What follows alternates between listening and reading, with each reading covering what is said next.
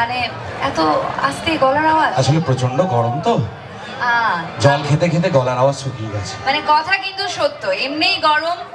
আমি ঢাকা থেকে, বাংলাদেশ থেকে আরো অনেক গরম নিয়ে এসেছি, তো এখন একদম গরমে পুরো চতুর্দিক একদম ফেটে যাচ্ছে।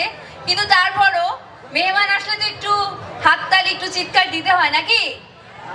তো কেমন আছেন সবাই? Thank you so much. অনেকদিন পর কলকাতায় আসা, আপনাদের পশ্চিমবঙ্গে আসা, এবং খুব ভালো লাগছে এত মানুষকে একসাথে দেখে। কারণ আমি ভাবছিলাম রাতে 1:30 বাজে এত মানুষ কি থাকবে, বাট আমি যদি এদিকে একটু আসি দিলেই আসলে যতবারই আসি কোনো প্রোগ্রাম করতে কলকাতাতে, পশ্চিমবঙ্গে, প্রতিবার এত এত ভালোবাসা পাই যে মনে হয় বাংলাদেশ থেকে মাঝে মাঝে এখানেই থেকে যাই। হ্যাঁ, এটা তো খুব ভালো প্ল্যানিং। কবে তাড়াতাড়ি সাকসেস করছো সেটা আমাদের বলে দেবে।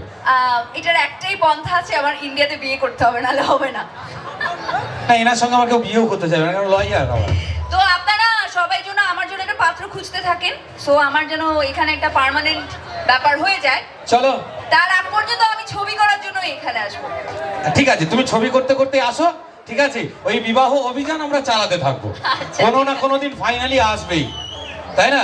হবেই হবে, হবেই হবে। চলো, এবছর না হলেও আসছে বছর আবার হবে। নববর্ষের অনেক শুভেচ্ছা। না না না, 5 বছর আগে হবে না, আমার অনেক ছবি করতে হবে। ইয়েস, তাহলে অনেক আগে ছবি করে নেবো, তারপরে জামাইবাবুর সঙ্গে আনন্দ করবো আমরা।